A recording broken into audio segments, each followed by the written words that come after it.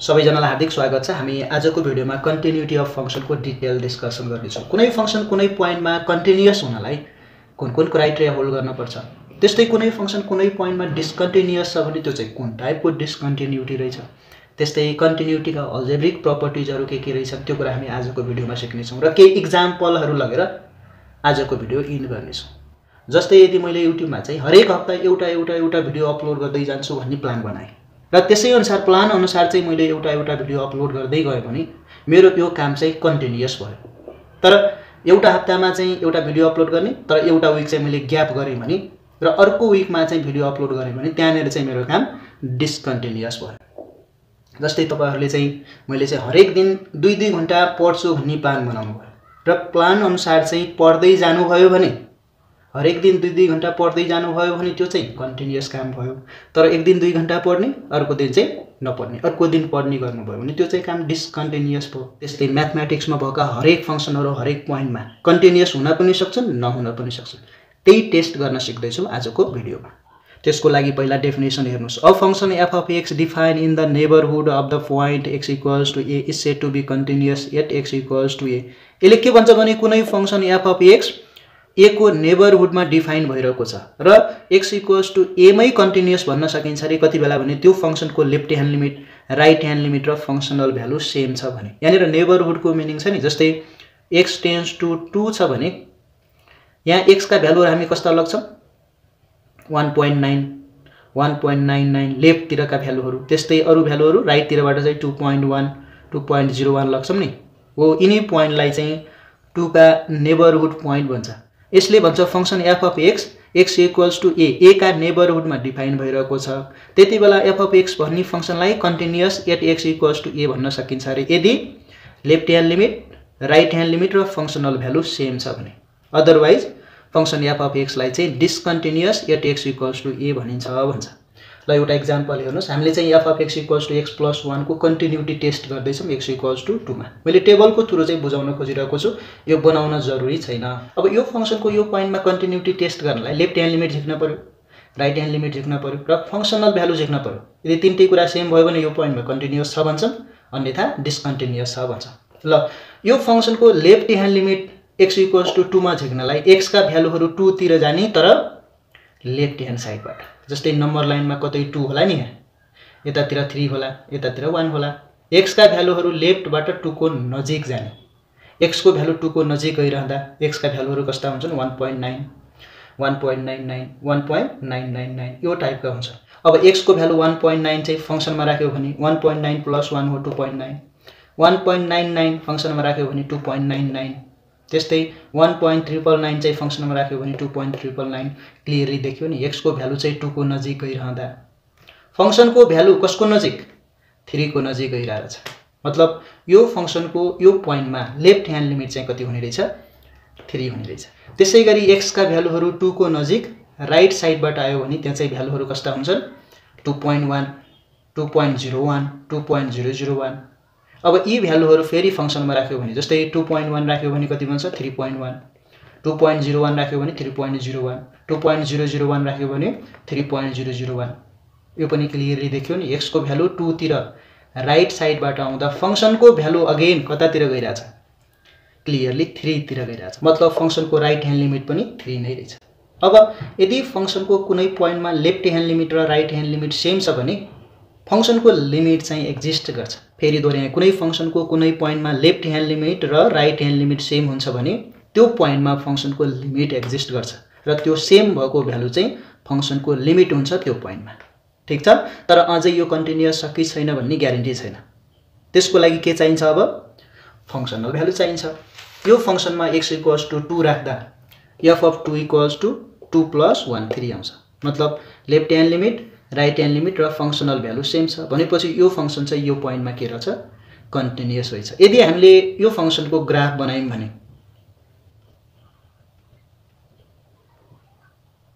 यदि x को value 0 राख्यौं भने f of x अथवा y को भ्यालु 1 आउँछ, एउटा लाइन यहाँनिर हुने भयो। त्यस्तै x को भ्यालु 1 राख्यौं भने f of x को भ्यालु 2 आउँछ, 1 राख्यौं भने 2 है। कर्व चाहिँ यस्तो बन्ने छाट देखियो। अब यो फंक्शन त क्लियरली देखिन्छ नि x इक्वल्स टु 2 मा यो फंक्शन ब्रेक भएको छ त छैन नि, कन्टिन्युअस। यसरी ग्राफको थ्रु पनि हेर्न सकिन्छ। x = 2 मा यो फंक्सन स्मुथ छ, ब्रेक भएको छैन, मतलब x = 2 मा फंक्सन कन्टिन्युअस छ। त्यो कुरा चाहिँ हामीले म्याथमेटिकली पनि हेर्यो, ग्राफिकली पनि हेर्यो। ल त्यस्तै अर्को एक्जाम्पल हेर्नुस्, f of x = x² - 9 / x - 3। यो फंक्सनको हामी कन्टिन्युटी टेस्ट गर्दै छौं x = 3 मा। मैले फंक्सन लेखेँ, न्युमरेटर चाहिँ x² - 3² मजाले बनाउन सकिन्छ, x - 3 x + 3, ठीक छ। अब यो फंक्सनको यो पोइन्टमा कन्टिन्युटी टेस्ट गर्नलाई यो फंक्सनको लेफ्ट ह्यान्ड लिमिट झिक्छौं, राइट ह्यान्ड लिमिट झिक्छौं र फंक्सनल भ्यालु झिक्छौं। सबै भ्यालु सेम छ भने कन्टिन्युअस छ, अदरवाइज डिसकन्टिन्युअस छ भन्छौं है। मैले चाहिँ फर्स्टमा लेफ्ट ह्यान्ड लिमिट झिक्छु, limit x tends to 3 - f of x function सारे। अब ख्याल गर्ने x टेन्ड्स टु 3 माइनस भने x का भ्यालुहरु 3 तिर, तर लेफ्टबाट। यहाँ भ्यालुहरु कस्ता हुन्छन् भने 2.9 2.99 2.999 यस्तो टाइपका हुन्छ। अब मैले x को भ्यालु 2.9 राखे भने 2.9 - 3 / 2.9 - 3 यहाँनिर 2.9 + 3 हुन्छ, ठीक छ। यिनी दुईवटा क्वान्टिटीहरु इक्वल हुन्छ, सँगसँगै नन जीरो हुन्छ, यो क्यान्सल आउट भइहाल्छ। यहाँनिर चाहिँ बाँकी कति रहन्छ भने 2.9 + 3, यो भने चाहिँ कति हुन्छ 5.9 हुन्छ।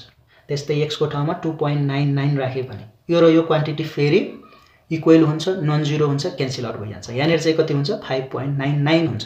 त्यस्तै x को भ्यालु 2.999 राखे भने यिनी दुईवटा क्वान्टिटी सेम हुन्छ, नन जीरो हुन्छ, क्यान्सल आउट भइहाल्छ। यहाँनिर चाहिँ 5.999 हुन्छ, मतलब यसको लिमिटिङ भ्यालु चाहिँ 6 हुन्छ। त्यस्तै राइट ह्यान्ड लिमिट झिक्नु पर्यो, x को भ्यालु 3 तिर तर राइटबाट जानु पर्यो। त्यति बेला फेरि x को भ्यालु 3 को नजिक तर राइटबाट जाँदा त यहाँ x का भ्यालुहरु कस्ता हुन्छ 3.1 3.01 3.001 यस्तो टाइपका हुन्छ। अब x को ठाउँमा 3.1 राख्ने हो भने यिनी दुईवटा क्वान्टिटी फेरि सेम हुन्छ, मेन कुरो चाहिँ नन जीरो हुन्छ, यिनी दुईवटा क्यान्सल आउट भइहाल्छ। यहाँनिर चाहिँ 6.1 आउँछ। यदि फेरि x को ठाउँमा 3.01 राख्ने हो भने यिनी दुईवटा क्वान्टिटी इक्वल, नन जीरो हुन्छ, क्यान्सल आउट हुन्छ, यो चाहिँ फेरि 6.01 हुन्छ। त्यस्तै x को ठाउँमा यो राख्ने हो भने यिनी दुईवटा क्वान्टिटी क्यान्सल आउट भइहाल्छ, नन जीरो हुन्छ, इक्वल हुन्छ र क्यान्सल आउट भइहाल्छ। यहाँनिर चाहिँ 6.001 आउँछ, मतलब x को भ्यालु 3 तिर राइटबाट जाँदा पनि यो फंक्सनको भ्यालु चाहिँ 6 तिर नै अप्रोच गर्दो रहेछ। यसको मतलब गिवन फंक्सनको x = 3 मा लिमिट चाहिँ एक्जिस्ट गर्दो रहेछ, किनभने लेफ्ट ह्यान्ड लिमिट र राइट ह्यान्ड लिमिट सेम आइरहेको छ। यो फंक्सनको x = 3 मा लिमिटिङ भ्यालु चाहिँ 6 हुँदो रहेछ। अब कन्टिन्युअस छ कि छैन भन्नलाई फंक्सनल भ्यालु चाहियो। त्यसको लागि यो फंक्सनमा x को ठाउँमा 3 राख्नु पर्यो। त्यसो भए 3 - 3 टाइम्स 3 + 3 / 3 - 3। यहाँनिर 3 - 3 र 3 - 3 काट्न त मिल्दैन नि, किनभने 0 र 0 काट्न मिल्दैन है। अब यो 3 - 3 भने 0 0 टाइम्स समथिङ इज 0, त्यसो भए 0 / 0 इन्डिटर्मिनेट फर्ममा आइपुग्यो। मतलब यो फंक्सनको x = 3 मा फंक्सनल भ्यालु त एक्जिस्ट नै गर्दो रहेनछ। मतलब यो फंक्सन चाहिँ x = 3 मा डिस्कन्टिन्युअस रहेछ। यदि यो फंक्सनको ग्राफ बनाउने हो भने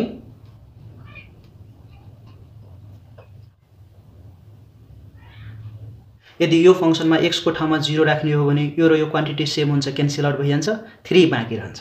x को ठाउँमा 0 राख्दा y को भ्यालु चाहिँ 3 आइरहेको हुन्छ। त्यस्तै x को ठाउँमा 1 राख्ने हो भने फेरि यो र यो क्वान्टिटी सेम हुन्छ, क्यान्सल आउट भइहाल्छ, यो चाहिँ 4 भन्छ, y को भ्यालु चाहिँ 4 भन्छ। x को ठाउँमा 1 राख्ने हो भने y को भ्यालु 4 यहाँनिर आउँछ। त्यसो भए ग्राफ चाहिँ यस्तो बन्ने देखिन्छ, तर जानेर 3 छ नि, जानेर 3 हुन्छ नि, त्यहाँनिर चाहिँ यस्तो स्पेस भन्छ, किनभने x = 3 राख्दा त यो फंक्सन के हो इन्डिटर्मिनेट फर्ममा आएको छ। मतलब x = 3 हुँदा चाहिँ यो फंक्सन ब्रेक हुन्छ, अन्यथा स्मुथली कन्टिन्युअसली गइरहन्छ। यो फंक्सनको ग्राफ चाहिँ यस्तो हुन्छ। हामीले यसबाट बुझ्यौ गिवन फंक्सन x = 3 मा चाहिँ डिस्कन्टिन्युअस हुँदो रहेछ। अब हामी सिक्छौं डिस्कन्टिन्युटीहरुको टाइप कस्तो हुन्छ, types of discontinuity. Types of discontinuity. Discontinuity mainly 2 टाइपको हुन्छ, एउटा डिस्कन्टिन्युटी अफ फर्स्ट काइन्ड, अर्को चाहिँ discontinuity of second kind. Discontinuity of first काइन्डमा चाहिँ रिमुभेबल डिस्कन्टिन्युटी पर्छ, त्यस्तै जम्प डिस्कन्टिन्युटी। त्यस्तो फंक्सनलाई x = a मा रिमुभेबल डिस्कन्टिन्युटी भन्छ रे यदि लेफ्ट ह्यान्ड लिमिट र राइट ह्यान्ड लिमिट सेम छ तर फंक्सनल भ्यालु सेम छैन भने त्यस्तो टाइपको फंक्सनलाई गिवन पोइन्टमा रिमुभेबल डिस्कन्टिन्युअस छ भन्न सकिन्छ रे। ख्याल गर्नु भएको छ भने अगाडिको एक्जाम्पल 2 त्यसमा लेफ्ट ह्यान्ड लिमिट र राइट ह्यान्ड लिमिट सेम थियो तर फंक्सनल भ्यालु चाहिँ सेम थिएन, एक्जिस्ट नै भएको थिएन भने त्यो टाइपको डिस्कन्टिन्युटी चाहिँ रिमुभेबल डिस्कन्टिन्युटी भयो। त्यस्तै जम्प डिस्कन्टिन्युटीको कुरा हेर्नुस्। यदि फंक्सनको लेफ्ट ह्यान्ड लिमिट र राइट ह्यान्ड लिमिट एक्जिस्ट त गर्छ तर इक्वल छैन भने चाहिँ त्यस्तो टाइपको डिस्कन्टिन्युटीलाई चाहिँ जम्प डिस्कन्टिन्युटी भन्छ अरे। कुनै फंक्सनको कुनै पोइन्टमा लेफ्ट ह्यान्ड लिमिट र राइट ह्यान्ड लिमिट चाहिँ डिफरेन्ट आइदियो भने, एक्जिस्ट गर्छ तर डिफरेन्ट आइदियो भने त्यस्तो टाइपको डिस्कन्टिन्युटीलाई चाहिँ जम्प डिस्कन्टिन्युटी भन्छ अरे। यसको रियल लाइफ इक्जाम्पल के हुन सक्छ भने यो चाहिँ सपोज खोला हो, यताबाट बाटो बनाउँदै गएको थियो, यहाँबाट बाटो चाहिँ यहाँ बन्यो, यताबाट बाटो बनाउँदै गएको थियो, यता चाहिँ बाटो यहाँ बन्यो। यहाँनिर चाहिँ एउटै पोइन्टमा बोथ साइडको बाटो अप्रोचिङ भइरहेको छैन भनेपछि यो चाहिँ जम्प डिस्कन्टिन्युटीको पर्फेक्ट इक्जाम्पल हुन सक्छ। जस्तै ग्राफ बनाउँदै गर्दा सपोज x = यो 2 भन्दिम, x = 2 मा फंक्सन चाहिँ लेफ्टबाट जाँदा यतै कतै अप्रोच गर्यो, राइटतिरबाट जाँदा अन्यत्र कतै अप्रोच गर्यो भने त्यो फंक्सन x = 2 मा डिस्कन्टिन्युअस त भइहाल्यो, किनभने लेफ्टतिरबाट एउटा पोइन्टमा अप्रोच गरिरहेछ, राइटतिरबाट अर्को डिफरेन्ट पोइन्टमा अप्रोच गरिरहेछ भने यस्तो टाइपको डिस्कन्टिन्युटीलाई चाहिँ गिभन पोइन्टमा फंक्सन चाहिँ जम्प डिस्कन्टिन्युअस रहेछ भन्न सकिन्छ। ल त्यस्तै डिस्कन्टिन्युटी अफ सेकेन्ड काइन्ड हेर्नुस्, यसमा चाहिँ एउटा इन्फाइनाइट डिस्कन्टिन्युटी पर्छ, अर्को चाहिँ ओसिलेटरी डिस्कन्टिन्युटी पर्छ। यसले भन्छ चाहिँ के भने द फंक्सन, एउटा कुनै फंक्सन भन्नुस् f of x भन्नुस्, said to have a discontinuity of second kind at x = a if at least 1। त्यो फंक्सनको लेफ्ट ह्यान्ड लिमिट अथवा राइट ह्यान्ड लिमिट कम्तीमा एउटा एक्जिस्ट गर्दैन भने गिभन फंक्सनलाई x = a मा चाहिँ डिस्कन्टिन्युटी अफ सेकेन्ड काइन्ड भन्छ रे। एउटा इक्जाम्पल हेर्नुस्, f of x = (x - 2). यसको कन्टिन्युटी सपोज x = 2 मा टेस्ट गर्दैछ। यसको लेफ्ट ह्यान्ड लिमिट झिकिरहँदा यसमा x का भ्यालुहरू 2 तिर गइरहेछन् तर लेफ्टबाट, भनेपछि यसमा x का भ्यालुहरू त 1.9 1.99 1.999 आउँछ। x का भ्यालुहरू त्यस्ता राखिरहँदा त स्क्वायर रुट भित्र नेगेटिभ नम्बर आइरहेको छ। स्क्वायर रुट भित्र नेगेटिभ नम्बर भने त रियल नम्बर दिँदैन, भन्नुको मतलब यसको लेफ्ट ह्यान्ड लिमिट त एक्जिस्ट नै हुने रहेछ। तर यसको right hand limit x tends to 2 plus square root x - 2, x का भ्यालुहरू 2 तिर तर राइट तिरबाट गइरहँदा यो भ्यालु चाहिँ क्लियरली कतातिर जान्छ, यहाँनिर हामी 2.1 राख्छौं, 2.01 राख्छौं, 2.001 राख्छौं, यसको भ्यालु अप्रोचिङ टु 0। यो फंक्सनको यो पोइन्टमा लेफ्ट ह्यान्ड लिमिट एक्जिस्ट भएन तर राइट ह्यान्ड लिमिट त एक्जिस्ट हुने रहेछ, भनेपछि यो टाइपको डिस्कन्टिन्युटी भने चाहिँ डिस्कन्टिन्युटी अफ सेकेन्ड काइन्ड हो। त्यस्तै अर्को example f of x = suppose 1/x² छ। x = 0 मा यसको चाहिँ कन्टिन्युटी टेस्ट गर्दैछौँ हामी। x को भ्यालु 0 तिर तर लेफ्टबाट लग्दा, x को भ्यालु 0 तिर तर नेगेटिभबाट गइरहँदा त x का भ्यालुहरू कस्ता हुन्छन् भने -0.1 -0.01 -0.001। तर यदि x को भ्यालु -0.1 राख्यौं भने त यो स्क्वायरले पोजिटिभ बनाइहाल्छ नि, कति बन्छ +0.01 बन्छ। मतलब यदि x को भ्यालु -0.1 राख्यौं भने रिजल्ट चाहिँ 100 आइहाल्छ। त्यस्तै -0.01 राख्यौं भने त 10,000 भनेपछि यसको भ्यालु अप्रोचिङ टु इन्फिनिटी। त्यस्तै right hand limit x tends to 0 plus 1/x², x को भ्यालु 0 तिर तर राइटबाट आइरहँदा यसमा त x का भ्यालुहरू 0.1 0.001 0.0001 क्लियरली यो त के बन्छ एकदम छिटो इन्फिनिटी तिर गइरहेको हुन्छ। यसमा चाहिँ लेफ्ट ह्यान्ड लिमिट र राइट ह्यान्ड लिमिट सेम त आयो तर इन्फाइनाइट आयो भने यो चाहिँ इन्फाइनाइट डिस्कन्टिन्युटी हो अथवा डिस्कन्टिन्युटी अफ सेकेन्ड काइन्डको ख्याल गर्ने। यसको लिमिट चाहिँ एक्जिस्ट हुने रहेछ, ठीक छ, यसको लिमिट चाहिँ एक्जिस्ट हुने रहेछ। यहाँनिर ख्याल गर्ने लेफ्ट ह्यान्ड लिमिट र राइट ह्यान्ड लिमिट त सेम आयो तर फंक्सनल भ्यालु अनडिफाइन आइरहेको छ भनेपछि डिस्कन्टिन्युअस त भयो। अनि अर्को कुरा लेफ्ट ह्यान्ड लिमिट र राइट ह्यान्ड लिमिट सेम आउने, फंक्सनल भ्यालु डज नट एक्जिस्ट हुँदैमा रिमुभेबल डिस्कन्टिन्युटी चाहिँ हुने रहेछ। के हुनुपर्ने रहेछ, लेफ्ट ह्यान्ड लिमिट र राइट ह्यान्ड लिमिट फाइनाइट आउनु पर्ने रहेछ। अन्यथा यस्तो इन्फाइनाइट आएको केसमा चाहिँ यसलाई इन्फाइनाइट डिस्कन्टिन्युटी भन्ने रहेछ र यो चाहिँ डिस्कन्टिन्युटी अफ सेकेन्ड काइन्ड हुँदो रहेछ। यो कुरा चाहिँ बहुत ख्याल गर्नु पर्यो। अनि यसको ग्राफ चाहिँ कस्तो बन्छ भने यस्तो खालको, x को भ्यालु 0 तिर राइटबाट आइरहँदा जति 0 को नजिक आउने हो y को भ्यालु चाहिँ इन्फाइनाइटली यसरी जान्छ। त्यस्तै x को भ्यालु 0 तिर लेफ्टबाट जाँदा पनि यसको ग्राफ यसरी जान्छ है, यो कुरा चाहिँ ख्याल गर्नु पर्यो। त्यस्तै ओसिलेटरी डिस्कन्टिन्युटीको कुरा पनि थोरै बुझ्नुस्। f of x = suppose sin 1/x छ। यसको कन्टिन्युटी x = 0 मा यदि टेस्ट गर्ने हो भने x को भ्यालु 0 को नजिक तर लेफ्टबाट जान थाल्ने हो भने यसको भ्यालु कतै अप्रोच गर्दैन, के हुन्छ -1 देखि 1 क्लोज्ड इन्टरभलमा चाहिँ ओसिलेट गर्छ। त्यस्तै x को भ्यालु चाहिँ 0 को नजिक तर राइट तिरबाट जाँदा पनि यसको भ्यालु ओसिलेट गर्छ -1 देखि 1 मा। यसको मतलब यो फंक्सन x को भ्यालु 0 तिर लेफ्टबाट जाँदा पनि कुनै पोइन्टमा अप्रोच गर्दैन, ओसिलेट गर्छ यो इन्टरभलमा।